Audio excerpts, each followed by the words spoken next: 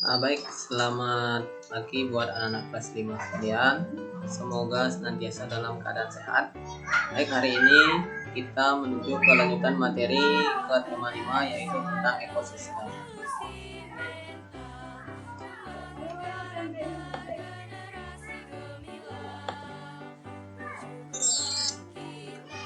Nah, jadi materinya adalah komponen ekosistem di tema 5, subtema 1 pada pembelajaran yang pertama.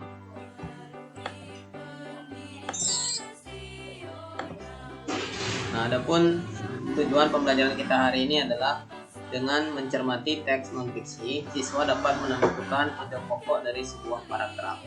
Kemudian yang kedua, melalui pengamatan, siswa mampu menganalisis perbedaan komponen biotik dan abiotik. Dan yang ketiga adalah dengan mengisi bagan, siswa mampu menggolongkan hewan berdasarkan jenis makanannya. Jadi ada 3 sub materi yang kita bahas pada pagi hari ini. Yang pertama adalah tentang pokok pikiran atau ide pokok. Jadi ide pokok itu adalah sebuah gagasan atau bisa disebut sebagai pikiran utama. Jadi setiap gagasan yang mendasari sebuah cerita itu disebut ide pokok. Jadi ada cari kalimat inti sehingga nanti dijabarkan dalam bentuk kalimat yang lain, itu disebut kalimat penjelas. Nah, untuk satu paragraf itu hanya terdiri dari satu ide pokok atau gagasan pokok atau pokok pikiran. Kemudian ide pokok dibedakan menjadi 3 jenis.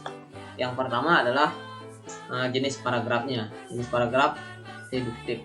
Jadi untuk paragraf deduktif itu adalah ketika kita menjumpai ide pokoknya terletak di awal paragraf. Kemudian yang kedua itu ada paragraf induktif. Jadi ide pokoknya berada di akhir paragraf. Yang ketiga itu ada paragraf campuran. Nah, ide pokoknya itu berada di awal dan di akhir paragraf. Contohnya kalian bisa lihat pada buku siswa halaman 36. Jadi di sana di paragraf yang pertama ide pokoknya itu terdapat pada awal paragraf. Itu tentang ide pokok. Kemudian next Pak lanjutkan tentang ekosistem. Ya, jadi komponen ekosistem di sini Pak contohkan adalah seperti yang kalian lihat, ada sebuah ekosistem sawah. Jadi di dalam ekosistem sawah tersebut tentu kalian melihat beberapa jenis ekosistem biotik maupun ekosistem abiotik. Jadi di sana ada padi, kemudian ada air, kemudian ada tanah. Jadi padi itu yang tumbuh itu masih jadi buih ya. Nah, jadi itu disebut komponen biotik atau komunitas makhluk hidup. Barangkali nanti ada burung, kemudian ada kodok, ular, tikus dan sebagainya, itu termasuk ke dalam komponen biotik. Kemudian komponen abiotik itu adalah benda-benda tak hidup. Jadi atau benda mati seperti air, kemudian tanah, ataupun udara yang mempengaruhi kemudian cahaya matahari. Jadi itu disebut komponen abiotik. Jadi gampang sekali membedakan antara komponen biotik dan komponen abiotik. Nanti bisa saja kita contohkan pada sebuah ekosistem sungai atau ekosistem air tawar atau yang lain selain ekosistem sungai. Kemudian selanjutnya kita bahas materi tentang penggolongan hewan berdasarkan jenis makanan. Jadi ada 3 jenis penggolongan hewan kalau kita lihat berdasarkan jenis makanan. Yang pertama ada yang disebut sebagai herbivora, yaitu hewan pemakan tumbuhan. Jadi contoh di sini kalian bisa amati sendiri barangkali, misalnya adalah ayam. Kemudian ada contoh lain seperti kambing. Jadi dia ada sapi, dia makan rumput. Jadi dia memakan tumbuhan. Kemudian yang kedua ada karnivora. Jadi hewan pemakan daging. Misalnya saja ular. Ular makanannya kan tikus. Jadi tikus itu jenisnya daging, jadi ambil atau dimakan. Kemudian buaya dan sebagainya. Nanti kalian bisa carikan contoh lain. Kemudian omnivora itu adalah hewan pemakan tumbuhan dan daging. Jadi bisa dia makan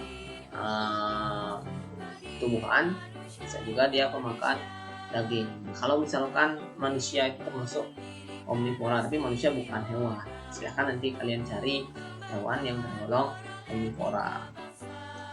Kemudian selanjutnya ada jaring-jaring makanan. Nah, jaring-jaring makanan ini biasa disebut sebagai rantai makanan. Jadi ini saling berpengaruh satu sama lain. Di sana pada gambar yang kalian lihat, yang pertama itu adalah rumput. Jadi rumput ini berkedudukan sebagai produsen atau sebagai penghasil makanan. Jadi dia bisa menghasilkan makanan sendiri tanpa ketergantungan dari makhluk hidup yang lainnya.